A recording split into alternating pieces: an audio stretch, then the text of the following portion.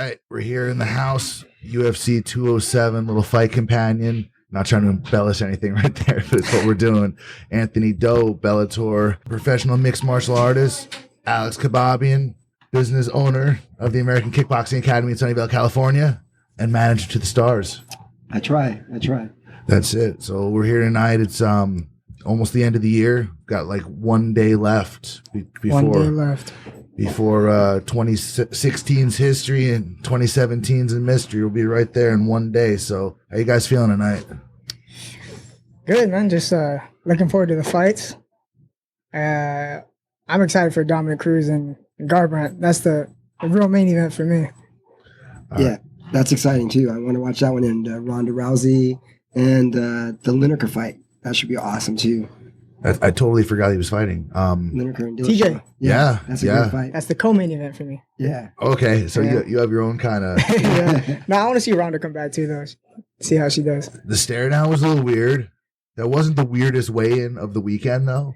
For sure, the rise. I know what you're gonna say. Yeah. I missed the rise and weight. What happened? Okay, so first of all, on the stage, it was quiet. It almost looked like a SNL episode or something, like not a real weigh-in. It was in Japan because there's two Rising events over the weekend. The one with Crow Cup and King Mo in the main event, which went a little different than I thought it might, right? Here. And especially the finish, right? Mo was doing good. Yeah, I thought he either got that takedown, stayed on top. Crow Cup got big too. Yeah, he looked small. Yeah, he's a big guy. Now he's bigger now. At least he looked bigger. But the weigh-in for this thing, it was literally someone dressed as a cup of noodle, like a ramen, like a big cup of noodle. Someone showed me that. And this ripped Asian girl with a big old butt in the G-string and dominatrix stuff. Rin Nakai. Okay. She used to be in UFC. But she's a real fighter, though, right? No, yeah. She's got a lot of fights, actually. But she had some diesel to her, right? She's big. She's like out in lingerie and stuff. But she's supposed to be the sex symbol of MMA on the women's side in Japan. That's my understanding. Well, she's some kind of sex symbol down there. She was in with a whip. Yeah, she had a whip, and she had a mask and a G-string. And wait. She was wearing a G-string? Yes. Yep. Oh, so she had basically no clothing on. From the bottom. Okay. Yeah. I mean, there were no lady parts exposed, but she's Japanese. She has a butt. You said. Yeah, she came packing. Oh wow. Okay. Yep. Impressive. But no, she had some shoulders. She's pretty buff, right? Mm-hmm.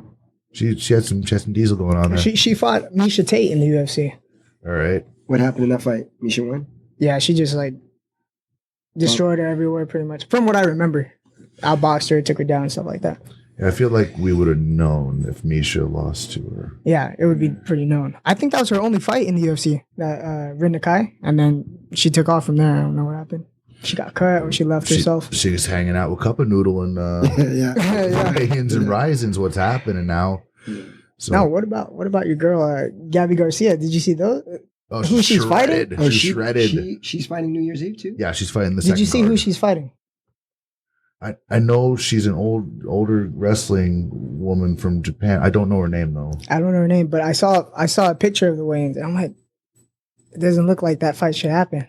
Yeah, but the spectacles, that's what they want. Japan, right? It's Japan. We got a giant woman against an old Japanese pro fighter, I guess.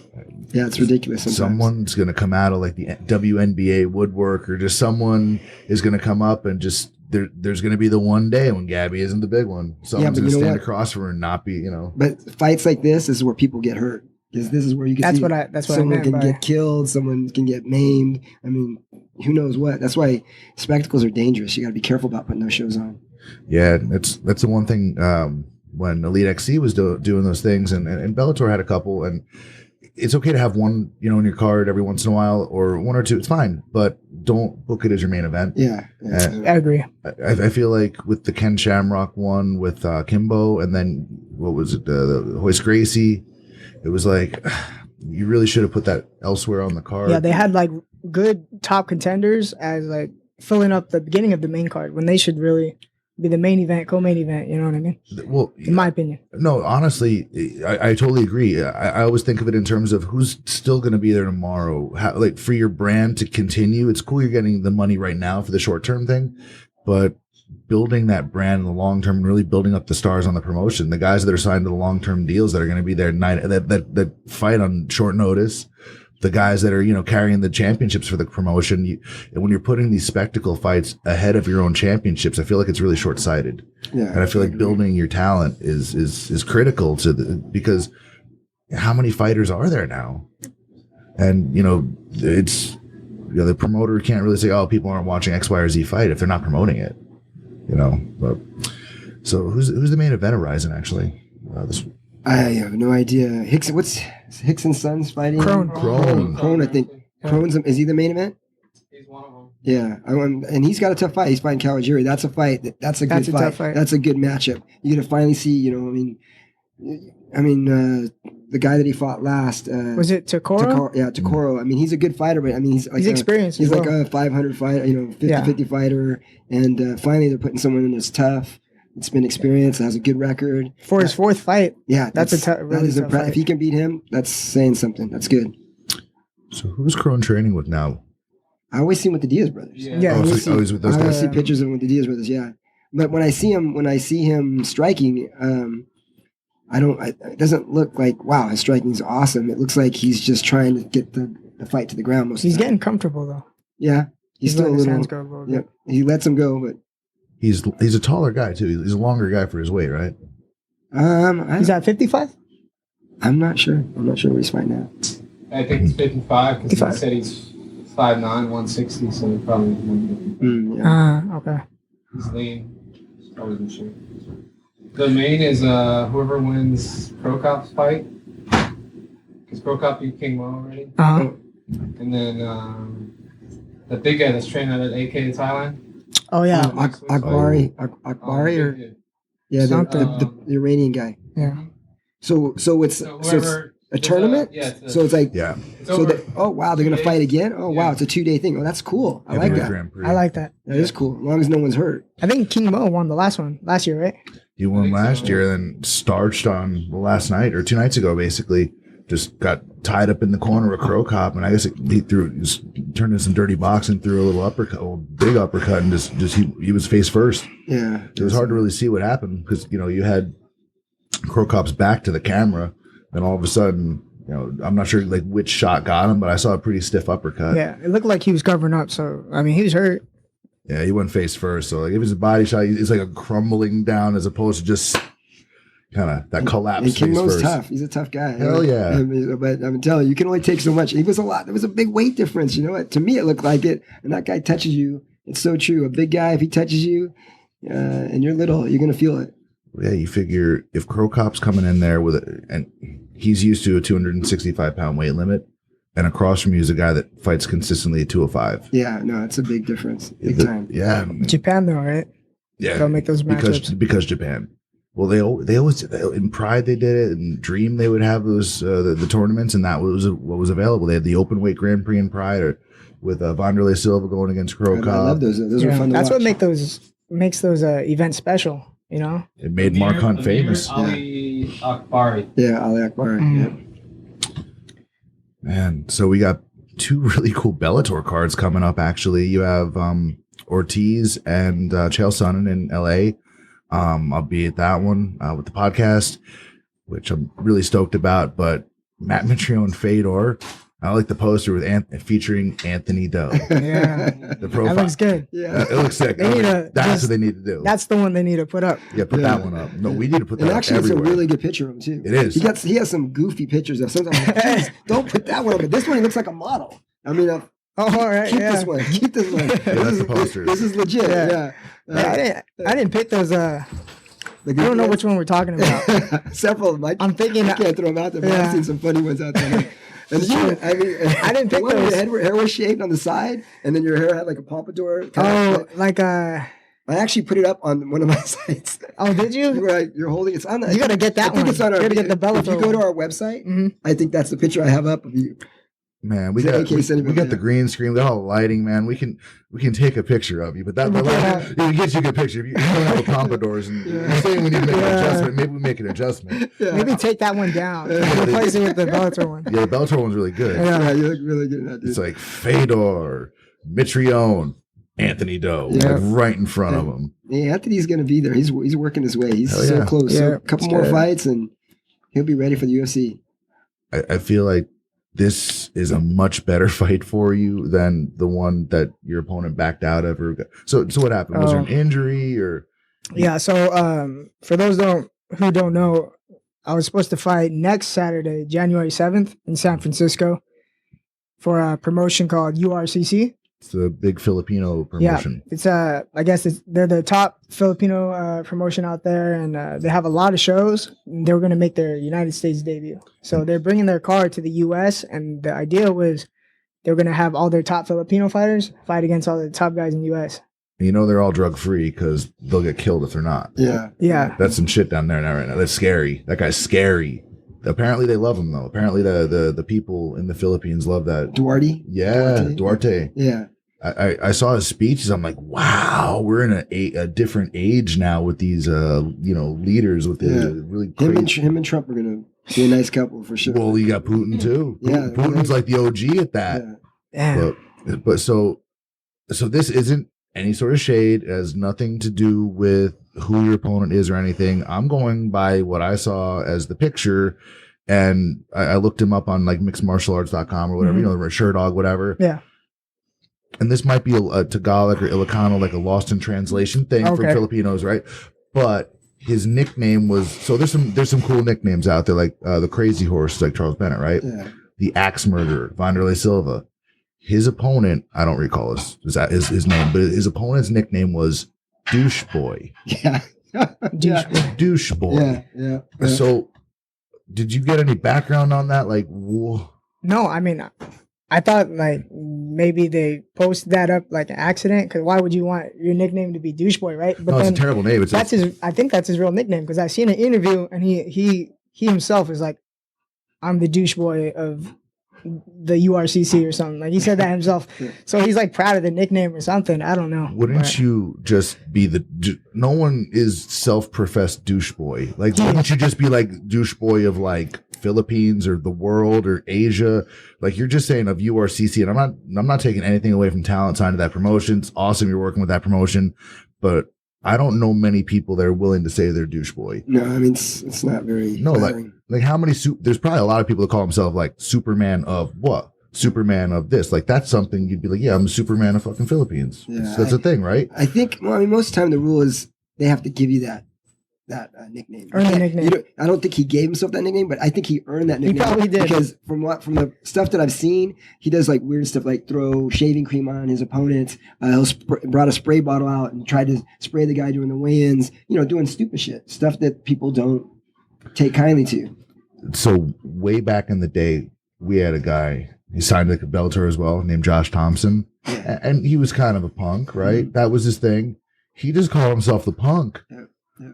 But douche, like who's calling themselves douche boy? Like what the fuck's the matter with this kid? Yeah, I don't know.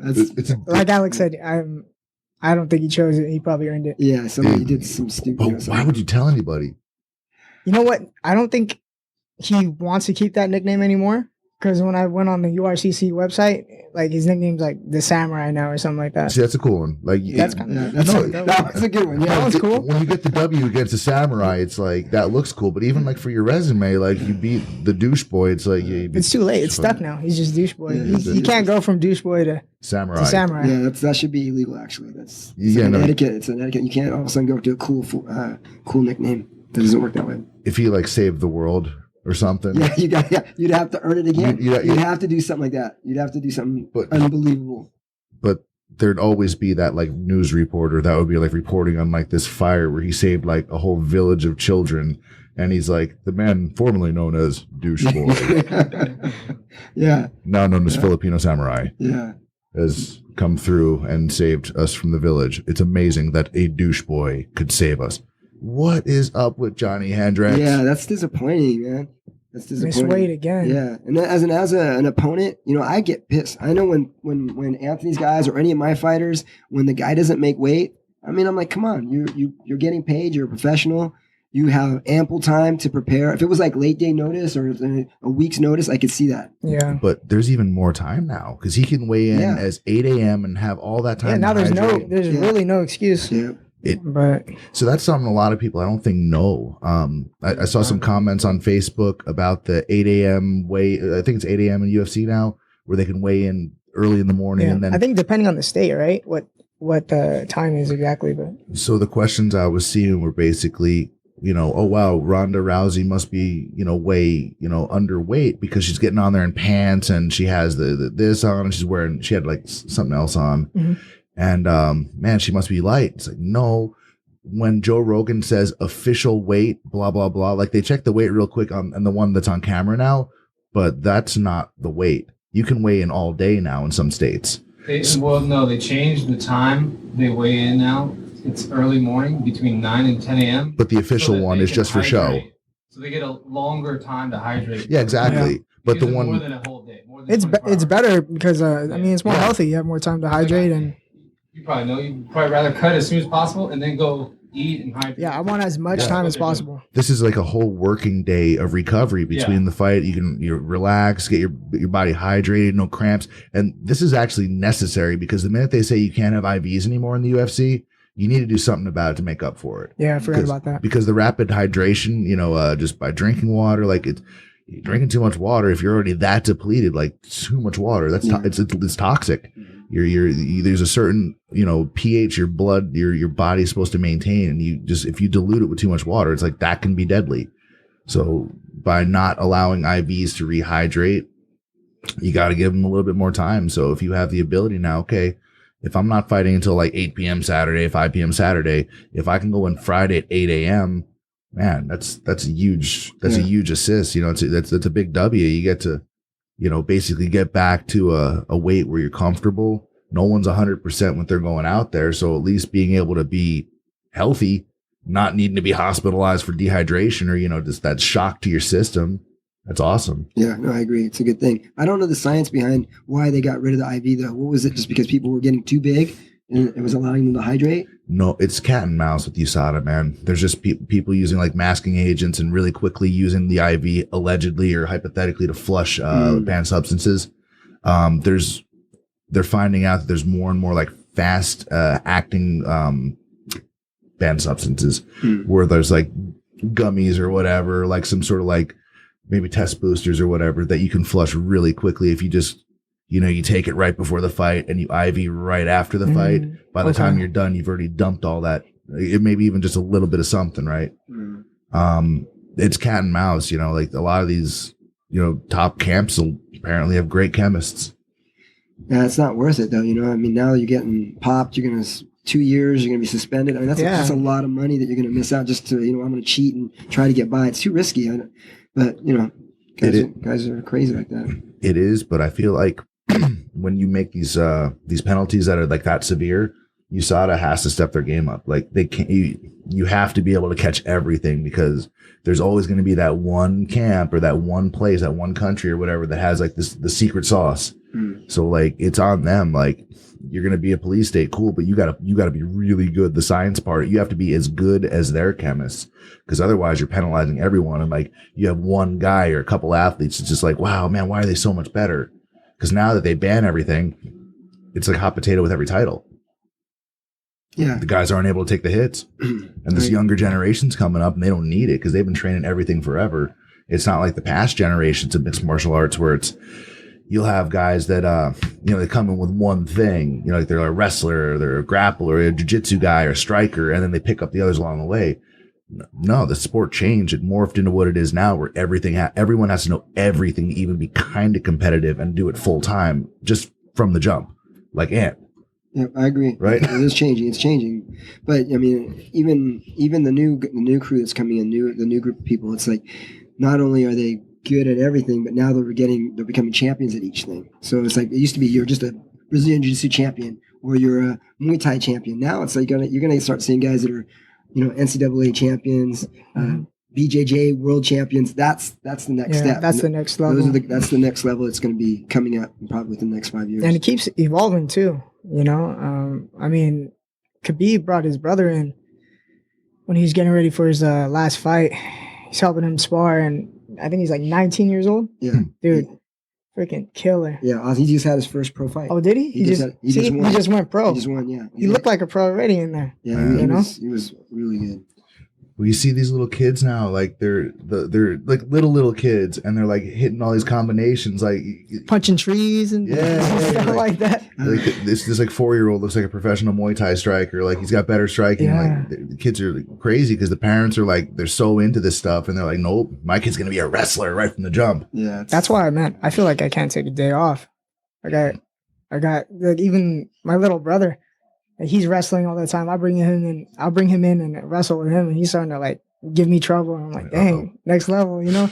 These guys are coming up, so you can't take a day off. You got to keep getting better every day. So because every new generation's going to learn from that past one. Like, oh, I saw he did this, and this didn't work, and I saw he did this, and oh man, my brother struggles with this. I better not do like because I looked at how my older brothers how they lived, and I'm like, man, that doesn't make any fucking sense. But when you're already in your way and you're doing your thing, you're gonna listen to shit from your little brother. So like, yeah, it's always gonna be the next generation's gonna be better. They have to be. They're gonna be bigger, stronger, faster, better, like smarter. Yep. Evolution. Oh yeah, works every which way. Here's what fight we have? Johnny Hendricks, Neil Magny. Yeah, this is gonna be interesting. So what weight did he finally weigh in at? It's like 173, I think, or was it? Yeah, 3 pounds over. 3 pounds. He gets 1 pound, so 2 pounds. So at his age, is 185 an option? Like, where does he walk around? I mean, I know he's in Texas. I'm guessing he likes beer. He's a little guy. He's short and chubby, and you don't. Yeah, he looks a little short. He would be a small little 85. Yeah, he's like right there as a tweener. Yeah, guys like Yoel Romero, you got to deal with in there. Those are big guys. Luke Rockhold, all those guys, Weidman, those are big dudes. Yeah, I don't like any of those matchups for him, especially recent performances. I like Hendricks. He probably should. Is he still living in Texas? I think so. I don't know. I'd leave. Did he say he's retiring if he loses this fight? Yeah, that's what he said. I read that somewhere. Yeah. Food's too good down there, man. I was in Dallas for almost a week, and I put on like 5 or 6 pounds instantly because it was just there's nothing but steak and just awesome. He has a steakhouse over there, doesn't he? He owns his own steakhouse, I think. Yeah, that's Hendricks. That's the problem. That's why he's missing weight. Can't eat your own product. Yeah, I'd move to like maybe the Mountain View and maybe open a Sweet Tomatoes and see how that goes. Sweet like a little salad bar spot. Because it's food's delicious and whatever's in your face. Like I saw this thing on biohacks on your people with diet. A lot of times they just rely like strictly on willpower, but there's like small things you can do, like just putting the healthy food like right in front of where you look as soon as you open the fridge. I just saw this. I saw this on Facebook. I was scrolling. It makes so much sense too. It does. You gotta hide that junk food, keep the healthy food out. It works. It works. Use smaller plates and lighter for plates. Quantity. Yeah, like so if you have an apple and you cut up an apple and you put it on a small plate versus a big plate, your brain's gonna think it's less food.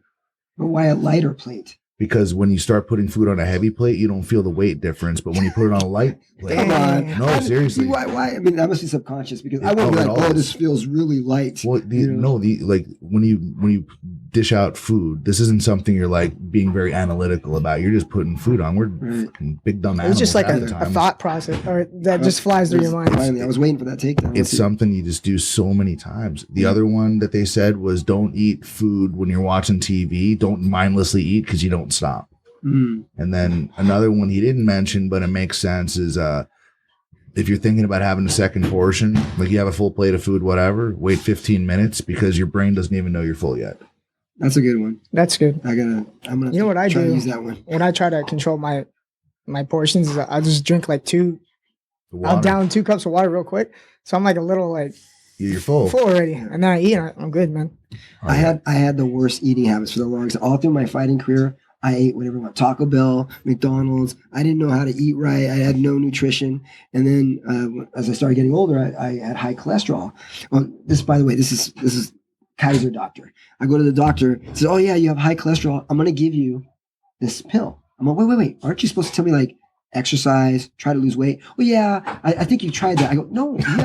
I go. You didn't even ask me. I go, give me a couple months. I'll go work out.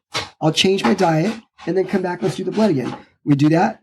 She said, "Oh, great job." I came back after doing all this stuff. you're no longer have high cholesterol. I was pissed. I was like, what? They want to give you, doctors, instead of like, let's actually address the issue. Let's like try to make you healthy. Let's just cover it up and give you some kind of drug. That got me. I was like, no, but that whole thing made me eat better. That's true, man. And I sound like the biggest conspiracy theorist on this stuff, man. But honestly, there's no money in cures, only treatments, right? Yeah. You're a repeat customer. Like they're basically drug dealers at that point, right? If they say, oh, just take this pill, they get paid like a lot and it's the different brands of pills, the pharmaceutical salespeople that come with like the suitcase, like give these samples out to your patients. Like there's big kickbacks. That's a huge industry. Those salespeople get paid. Yeah, no, it's big business. So if they tell you, yeah, take this pill and all of a sudden now you think that my cholesterol, my heart health, my life, the on-off switch to my entire being is dependent. Wow. Oh, yeah. He's hitting the angle. He might take that arm too. Well, it looks like he's got no neck though too. But he's got to grab that knee. Good arm. He's slipping out. He's getting out. He might get armbarred though. Yeah, he's going off that arm right there. He might want to come back in once he starts trying to take that arm. So we've got Magny that has the leg underhooked with Johnny Hendricks currently inside of his triangle choke. 10 seconds left. 10 seconds left. He's out. He should go back to the armbar then. Yeah. Oh, that was cool. Dang. I feel like we should do one of these on the mat and do that, like, you know, the Gracie breakdown style. Yeah. But like as it's happening, be like, oh, here's some jiu-jitsu thing real quick. Here's how we could have finished it. But then, we could even crack each other a little bit. Yeah. You too. I don't want to get punched. I'm fucked up. You know. You don't want to take elbows like that. That was some strong elbows, especially when your arms caught and you're trapped. You got nothing to protect your face. You're driving that elbow right in your face. Oh man, that mustn't have felt good. It's crazy that so everybody, you talk about like the level of jiu-jitsu in the UFC and this guy's a black belt, this guy's a black belt, like application of this stuff under pressure while you're getting punched is not the same thing. You could be a Brazilian jiu-jitsu world champion and have never worked it with strikes, and you get punched in the face the first time.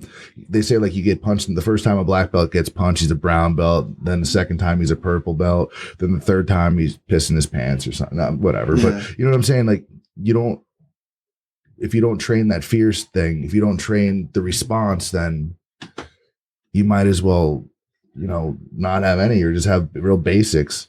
Yeah, but I mean, if you really come from like a good rooted traditional jiu-jitsu school, I mean, it's self-defense. The bottom line is jiu-jitsu was intended for self-defense. It was intended for street fighting. That's how originally the Gracies would go out and they'd do these crazy fights out in the street. They'd say, hey, let's see if this armbar really works. So if you can practice it in a self-defense way, jiu-jitsu is highly effective. But it's the guys that are like, oh, just sports jiu-jitsu, jiu-jitsu. Those are the ones that have issues with it. I feel like with all of it, it's a matter of and not or. I'm not going to discredit. So I went to 2 seminars over the weekend, like a month ago. One was Hoyce, and his stuff was straight up self-defense. Was that the Mountain View one? That was a Sorrel, nice, yeah. So he was here for he's like a Bellator brand ambassador. So I met him at the San Jose Bellator event. We did a little interview thing. I remember that. Kicked it, then that Sunday was a seminar, Saturday was a seminar. Sunday was with Francisco Mansour, the red belt, from Coalition 95, kind of Claudio France's black, his instructor. Yeah, that's a separate seminar. Totally separate seminar, but it was one like one day, and then the other was the other day, and it was like both of them were like just fundamental jiu-jitsu positioning, self-defense stuff. Like the OG stuff that it all started with. But then if you look at where things have gone in terms of, sport jiu-jitsu and the different things that come out and gi and no-gi and how no-gi is kind of evolving into this like hybrid thing with a lot of wrestling, a lot of leg locks and sambo stuff. You can't just kind of discredit that. At the same point, it's like, if you don't know what Alex just talked about with the fundamentals and just self-defense, you're going to be a little bit lost too, like the triangle defense stuff. And because I feel like a lot of, pure strikers, they learn enough jiu-jitsu to get up, like to stand up. Like just enough to stand up. Like they don't, and a lot of them just don't like the grappling. Like they get so good at striking and they don't spend the time in jiu-jitsu, and they're like, we've had some guys at the academy lately. They're like, no, this isn't applicable at all to MMA. Like we one guy got kind of upset. Like he would get tapped, and he's like, no, this is yeah, it's Sunnyvale. I don't know his name. I'm not gonna say it here anyway, but and it was he would get pissed because really competitive dude, and he'd get caught. And he's like, no, this doesn't apply at all to MMA. Like, I fuck jiu-jitsu. I'm like, what are you talking about? Yeah. You just got strangled. He's like, yeah, but you grabbed my sleeve. It's like, yeah, but if you don't know how to defend posture, like the sleeve could be an elbow, or it could just be somebody with strong hips. Like if you don't know how to handle posture and how to manage distance and space, like we're not always teaching that move to teach that move. A lot of times it's as much about the principle and this is just more of like a method or a principle than just like one move necessarily. Like we were talking the other day about, what was it, like ladder arm bar, and how it teaches you to stand like correctly. And if you don't, there should be a punishment for it. You should know, like you should be training with people that'll, they'll pop your damn elbow if you don't stand right. Like, but if you're in a triangle, you just sit down and do the grab the sleeve and try to, if this guy had a better triangle, he would have got tapped. Yeah, definitely. I mean, well, like I said, he's got so if you're tough, toughness means a lot. Sometimes like you just want it more, and he didn't want to get tapped and he pulled out of it. There's a lot you can work on your technique, but sometimes, it's a fight, and it's like, who wants it more sometimes? And maybe Johnny Hendricks, I'm not getting submitted. I give a lot of intangibles in fighting are so huge. I'll pick the intangibles sometimes over skill any day. If the kid's got heart, and he got no quit in him, you cannot teach that. That's an awesome thing. Absolutely. And another thing, if you're looking at it right now, we're round 2, 4 minutes and 20 seconds into the round, you're not the same dude you were when you walked in there all confident, you just had your ring music playing or whatever, so the guy's going for a try. This guy might be a wizard on the ground with submissions, but after getting pressured by a wrestler like Hendricks, maybe that triangle isn't, you're just not, your body isn't responding. The pressure being, on the last event of the year, whatever it is, it's a big fight for Magny. Yeah. I think that's why technique is so important. You got to spend time perfecting that, because the second round, third round, championship fights, 4th, 5th, if your technique isn't there, that's all you're going to have when, you're not going to be as fast, you're not going to be as strong, not as sharp, just physically. Technique is what's going to bring you through. But like Alex said, the intangibles too are so important, especially at the highest levels. Oh yeah. Because that's the highest level. You're going to have in championship fights, that's what it comes down to. Everybody's tough, everybody's fast, everybody's strong. Obviously, everybody has good technique at that level. Sometimes it does come to who wants it more, who's going to push it and bring it to that level. So you just have guys that they year after year after year, you see them put in the work, and you look at him and you're like, man, this guy isn't as good as this other guy. How did he do this? Like a couple examples of guys that just, you can tell they've just been working so hard over the years, and they've improved year after year. And even as they're getting older, Fabricio Verdum. Yeah. Oh yeah. I would have sure. I would have never have expected him to be world champion. Yeah. And a lot of guys aren't big fans of his, but just seeing him hang in there over the years and finally make it to the top is Michael Bisping. Bisping, yeah, right? You got to give him credit, man. Yeah, one thing I like, that guy talks so much shit, but he's like the definition of a fighter. I mean, he's anytime, anywhere. He's fought all the best. And if he lost, he always came back, and he never gave it up, and he got that fight with Luke, and not the result I wanted. But I will say though, one thing about Bisping, like, I'm giving him all the credit in the world. He's a great fighter. He's improved, but really not that much. Like, he hasn't evolved. Like, you never see him being on his back doing jiu-jitsu. He's like trying to stand up. It's like, and of course, it's in the AK, that's huge. We're like, we don't want to spend too much time on our back. In AK, it's like we're a wrestling-based gym, so it's like, okay, when we're on our back, we're losing. So you either try to stand up, right, or maybe you'll like I teach all my guys, hey, try to submit, see what you can do. Maybe this guy doesn't have good, defense for your attacks. Try to attack. The attack doesn't work, then you're back up. Yep. But if you watch Bisping, his ground game really hasn't improved that much. He loses all his fights when he's on the bottom. He is done. He's done. Luke smashed him. Jacare smashed him. you need to, you got to look at yourself and say, wait a second, why am I losing? They fought? Bisping and Jacare? And, no, I'm sorry. That was Vitor before I was thinking of. Vitor. Yeah. Vitor.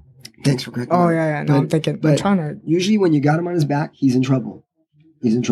So that's something he needs to work on. You got to be able to look at yourself in the mirror and say, listen, I'm losing because of this. Or, you got to be honest with yourself. Yeah, and that's one thing. And that's what I love about MMA and fighting in general is that you cannot lie. The truth comes out. The truth comes out, man. Someone's going to find it. They're going to be like, oh, yeah, you're not good on your back. Well, here, I'm putting you on your back. You can talk all the smack you want, but someone's going to find out where your weaknesses are. So you try to fill in those holes. And even at AKA right now, it's like we tell the guys all the time. Leandro tells guys all the time, you need to put the gi on. You need to start rolling around because we even we're like the modern MMA gym. We still have guys that just want to stand up and bang. Yeah. And you cannot do that. You got to be good everywhere. And the opposite's true. Yeah, absolutely. Like, and having the gi on, a lot of guys think it doesn't translate. It does. First of all, having that extra friction, that extra layer on, it forces you to be technical. Yeah. It forces you to really have to learn how to defend the stuff and how to apply it. And I don't always use sleeve grips, right? So even when I'm doing gi jujitsu, I'm looking to cup the elbow. I'm looking for kind of the oil check in the back of the armpit. Like I'm going more of like a Clint style because I want to be able to, a lot of the things I do in gi, I want to be able to translate to no gi. And I want to be like, okay, well, if I didn't have a gi, how would I do this? Or how could I adapt it? So I use a lot of arm drags. I use a lot of wrist control, a lot of 2-on-1. And I'm always looking at like space management as a thing. Like what distance do I need to be at in this particular position? Like how can I maximize effectiveness? How do I get the angle I need? How do I, how am I able to get this submission? Cause like a lot of people just do moves, but they don't do them enough. Mm-hmm. Like if you just have a willing partner that's like, oh yeah, we're doing armbar swing, just do them. And you're just doing it. Like, how's your day? You could do an hour of training where you're just kind of bullshitting through it. I'd rather have 10 minutes of hard training where you're actually shut the fuck up and just do it. And the guy's resisting a little bit and they're calling you out. Be like, dude, your armbars, you got to get your hips up. You got to do it right. So I did like 4 days in a row in the evening classes and I was just doing a very basic thread. And it focused on like managing the space with the trend, just basically in transition. Like you go for an armbar, the guy escapes the armbar. Now what happens next? Do you just give up? That's the last armbar ever, or do you do you still think frame, hip out, and get your guard back? Like you could always, if I can just get two hands onto a shoulder, or like just frame, just extend your elbows. That one extra hip escape's what's going to save your ass. But it's bad habits by just the armbar failed, just go flat back. It's like, no, you just fuck that. Don't accept it. You could always do more. Yeah. And like there's a really good example of this. Guys in jiu-jitsu and MMA too, where they wade right back into, they go back voluntarily into people's closed guard. The minute I see that, I'm like, oh, this guy's fucking mine. Because like back in the day, like the old school Brazilian way is like once you get inside someone's guard, it's like, oh shit, now it's like you have like the samurai sword. Now each attack is like a slash, right? You're breaking away at the posture, at the angle. Did he get another triangle? Yeah. Oh, he's in another one. Ooh, this one was deep. How end of the round again? He's only got 12 seconds. Ooh, those elbows. This is the end of the fight. Yeah. Oh. He's not going to give up. He's like, okay, I'm going to take these. He's getting cracked. Yeah. He's just like holding on. Oh, wow. Oh, he hit him back. I don't know. How much is that going to be worth? He was getting taken down, defending it. That's the second deep submission attempt at the end of a round, though. Yeah.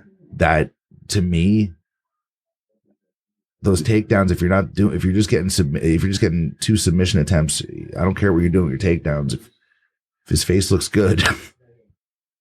Yeah, I always wonder about, the judging. You're like, how much of it is subjective and what are they really following a criteria? It's hard for those guys, Yeah. It's like if you don't know jiu-jitsu and you see this, you're like, oh, but that's deep. Look at that. Yeah, that was much deeper than the last one. And he did extend the arm. So Hendricks defended a little bit better this time, but he got hit way more times. I'd say that round's definitely 10-9 just because of that. Yeah, well, I don't know. We'll see. Because I was watching the whole round, and it was him, like you said, it was him shooting and not doing much, but putting him on his butt. So it's hard. It's hard to tell what they're going to.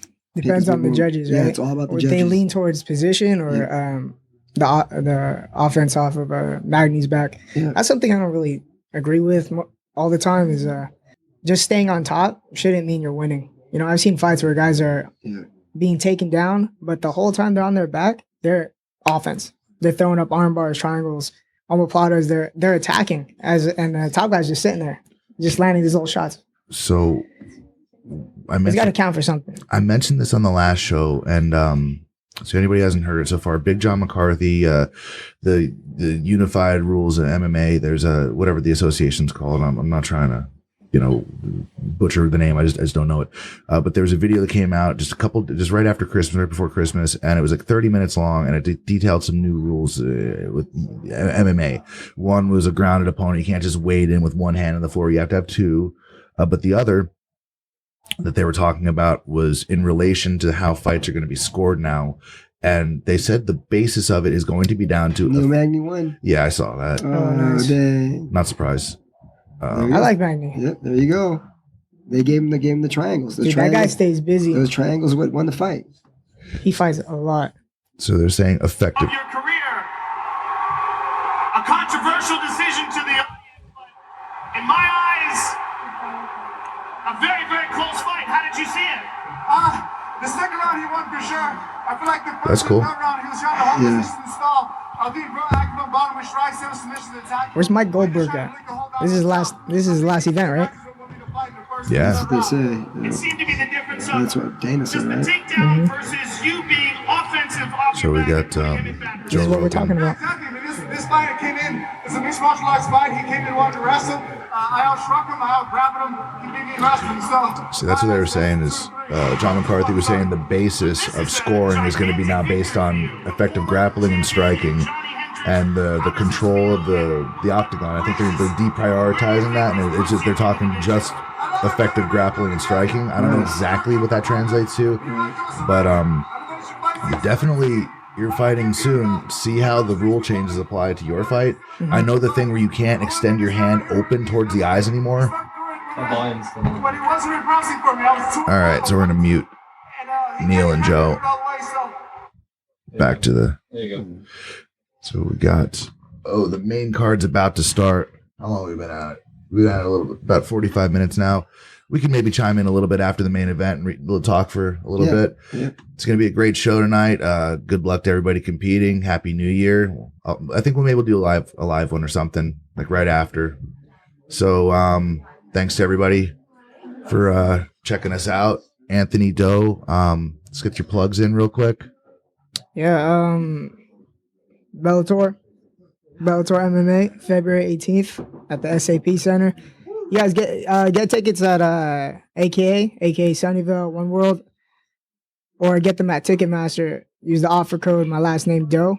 Okay, and then shout out to AKA Sunnyvale, One World, Clinton, Cronin Show having me on, and my sponsors, Only One, First Impression, Fruit Juice Athletics, Launer's Egg Whites, Mixed Breed, all you guys.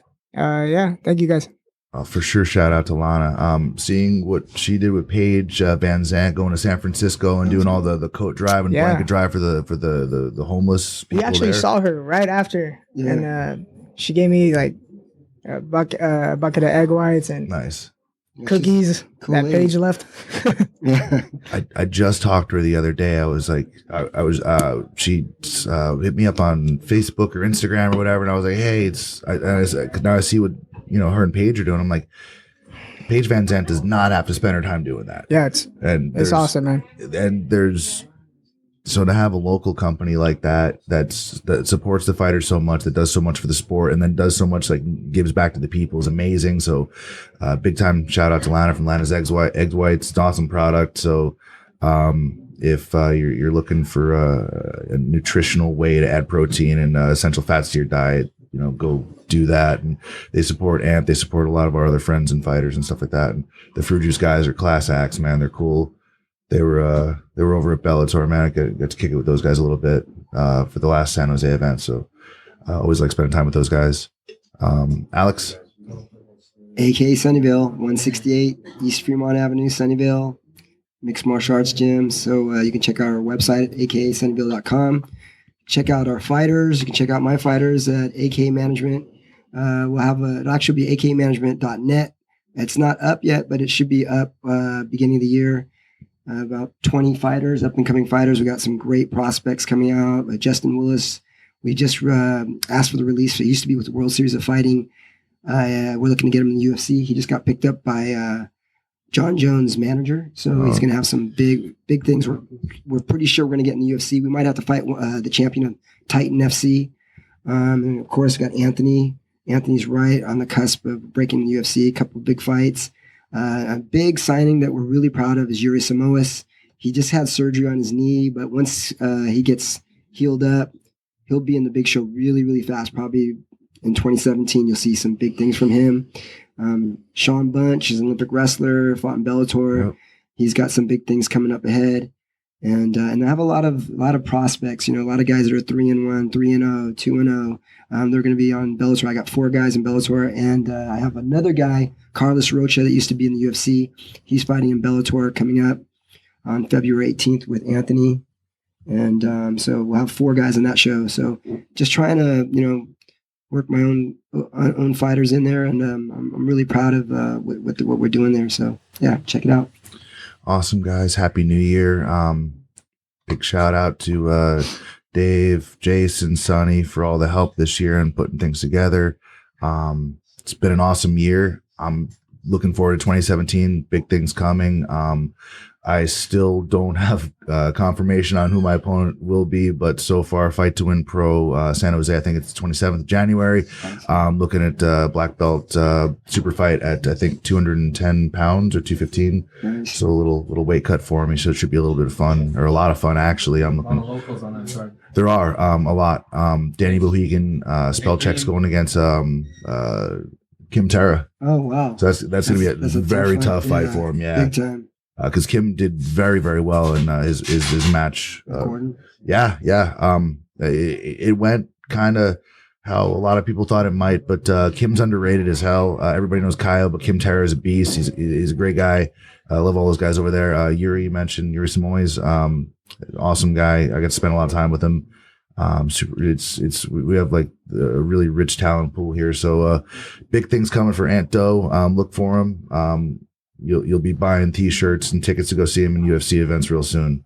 And Alex, always a pleasure to have you on and spend time with you.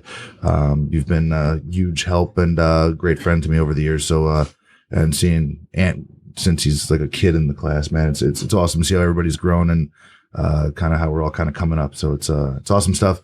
Thanks, guys, for being on. It's a pleasure. It's an honor to have you guys around. We got a house full of people about to watch the UFC. They're waiting to turn the pay-per-view on. So like, hurry up. Clint Cronin Show 2016, Endeavor Media 2017. We'll see you guys soon. Peace. Nice.